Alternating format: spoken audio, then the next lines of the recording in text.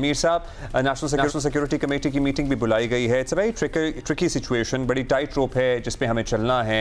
क्या लगता है पाकिस्तान ने अब तक जो इस सूरत हाल में रिस्पॉन्स दिया है, बड़ा नापातुला, बड़ा कैलकुलेटेड है, आगे किस तरह से बढ़ना है हमें? जी देखें, मेरा ख्याल है कि कोई ट्रिकी सिचुएशन नहीं है, कोई टाइट रोप नहीं है। हमें बहुत स्ट्रेट फॉरवर्ड बड़ी एक बोल्ड पॉलिसी इख्तियार करने की ज़रूरत है। और वो सीधी सी बात है कि जो भी नेतन्याहू का दोस्त है और उसका इत्तेहादी है, वो किसी भी सूरत में पाकिस्तान का दोस्त और इत्तेहादी नहीं हो सकता। अब आप समझ गए होंगे मैं कहना क्या चाह रहा हूँ कि मैं मोदी की तरफ तो इशारा कर नहीं रहा, क्योंकि मोदी साहब जो हैं वो भी तो नेतन्याहू के इत्तेहादी भी हैं, दोस्त भी हैं। लेकिन जो कल नेतन्याहू ने ईरान पर अमरीकी हमले के बाद उन्होंने जो स्टेटमेंट दिया है, उसमें उन्होंने बड़े वाज़ेह अल्फाज में ये कहा है कि अमरीका और इसराइल जो हैं वो एक दूसरे के इत्तेहादी हैं। और ख़ास तौर पे उन्होंने जो प्रेसिडेंट ट्रंप हैं उनकी बतौर एक इत्तेहादी के और दोस्त के बड़ी तारीफ़ की है। और हमें ये बात नहीं भूलनी चाहिए कि ये जो पिछले 8-10 दिन गुजरे हैं, इसमें इसराइल और अमेरिका ने मिलकर जो डिप्लोमेसी है उसको एक जंगी हथियार के तौर पर इस्तेमाल किया है। उन्होंने सिर्फ ईरान को नहीं बल्कि पूरी दुनिया को धोखे में रखा। सबसे पहले तो उन्होंने जो 15 जून को मस्कत में जो ईरान और अमेरिका के जो मुज़ाकरात थे, तो उन मुज़ाकरात को भी उन्होंने एक जंगी हथियार के तौर पर इस्तेमाल किया, क्योंकि उन मुज़ाकरात की वजह से जो ईरान की सियासी और फौजी क़यादत है वो इस धोखे में रही कि भाई मस्कत में हमारे मुज़ाकरात होने हैं अमेरिका से, तो अगर अमेरिका से मुज़ाकरात हैं तो इससे पहले इजराइल जो है वो हम पर अटैक नहीं करेगा। ये उनकी एक बहुत ही सुवेर किस्म की मिस कैलकुलेशन थी। उन्होंने अपने दुश्मन को पहचानने में गलती की और उस मस्कत की मीटिंग की आड़ में उन पर 13 जून को इजराइल ने हमला कर दिया और उनका बहुत नुकसान हुआ। अब उसके बाद जब हमला हो गया तो फिर ये ख्याल था कि अब जो ईरान की क़यादत है वो ज़रा ज़्यादा होशियार रहेगी।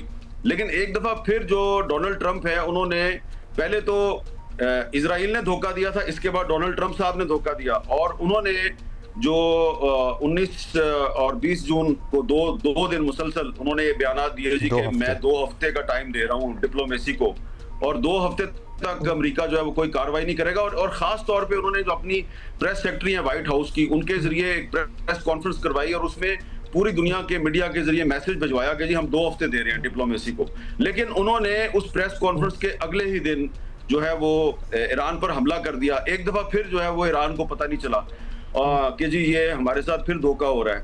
तो अब मेरा ख्याल है कि जो इजराइल और अमेरिका का जो अलायंस है वो पूरी दुनिया के सामने है और अब कोई अगर ये समझे कि जनाब हम ईरान और अमेरिका के दरमियान कोई हम डिप्लोमेटिक सोल्यूशन जो है उसके हवाले से को ब्रेक थ्रू कर सकते हैं, तो मेरा ख्याल है कि मैं लफ्ज़ इस्तेमाल करूंगा कि अहमकों की जन्नत में रहने से बेहतर है कि आप अपने आप को देखें, अपने घर को ठीक रखें और अपने न्यूक्लियर प्रोग्राम की हिफाजत करें।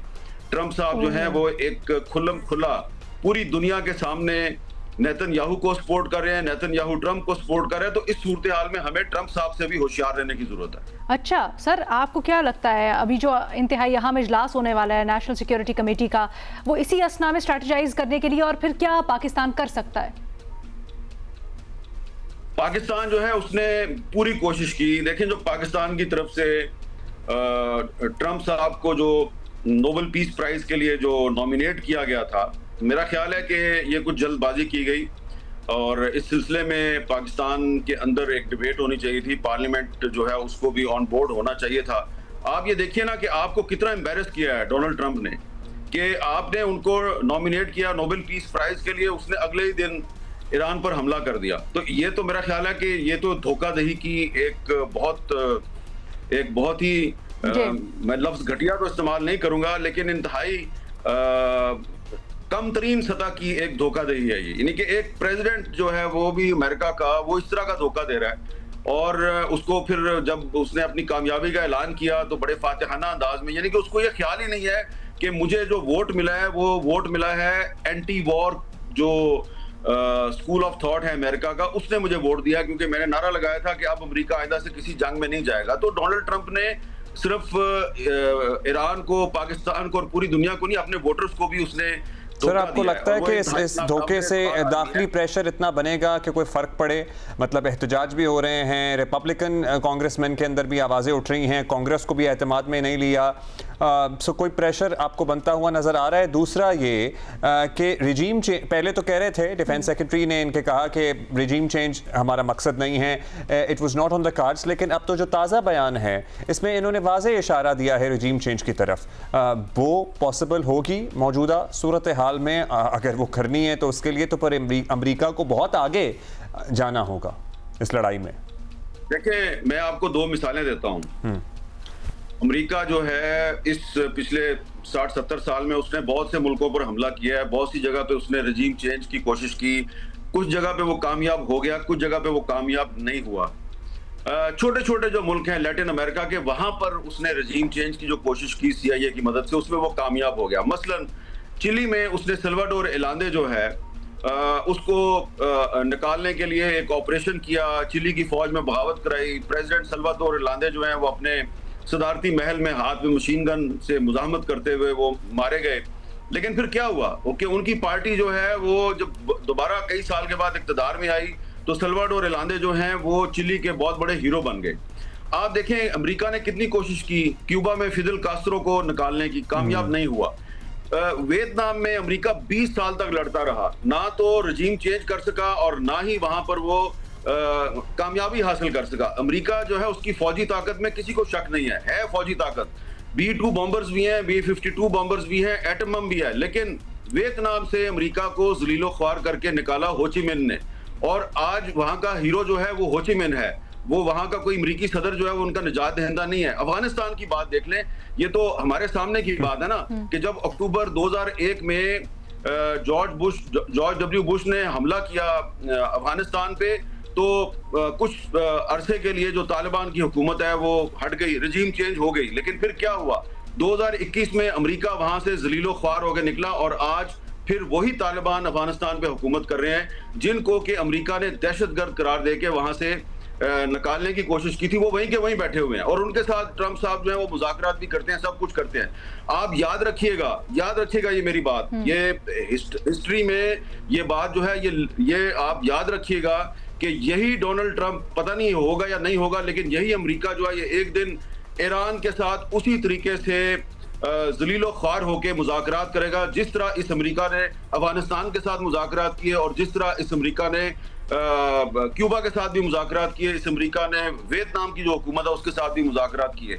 इनकी फौजी ताकत जरूर है, लेकिन ये अपनी फौजी ताकत के गरूर में अंधे होके ऐसे काम करते हैं कि जिससे अमेरिका को और उसके अवाम को नुकसान पहुंचता है। और अब तो डोनाल्ड ट्रंप जो है वो एक स्टूज बना हुआ है ना, ऐसा लगता है कि उसको बीबी साहब जो हैं, जिनको वो बेंजामिन नेतन्याहू कहते हैं, उन्होंने अगवा किया हुआ है। तो वो ट्रंप जो है वो इस वक्त एक होस्टेज है नेतन्याहू का।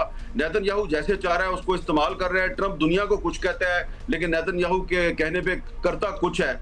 इसलिए हमारी जो आज नेशनल सिक्योरिटी कमेटी की जो मीटिंग हो रही है उसमें इन तमाम हालात वाक़यात को सामने रखकर एक ऐसा लाइन ऑफ एक्शन बनाई जानी चाहिए कि पाकिस्तान को अपने न्यूक्लियर प्रोग्राम की फिक्र करनी चाहिए, अपनी फिक्र करनी चाहिए, और ये छोड़ दें कि जी अब हम अमेरिका और ईरान में सुलह करा देंगे। ना ईरानियों ने अब अमेरिका से सुलह करनी है और ना ही ट्रंप इस पोजीशन में है कि वो अब ईरान से सुलह। देखिए ना, वो आदमी जो है वो किस किस्म की डिप्लोमेसी कर रहा है। वो ईरान पर हमला करता है और फिर कहता है कि अब ईरान मेरे से मुज़ाकरात करे। ये तो पॉसिबल नहीं है। मेरे से बड़ी इंपॉर्टेंट बात कर रहे हैं आप डिप्लोमेसी से मुताल्लिक।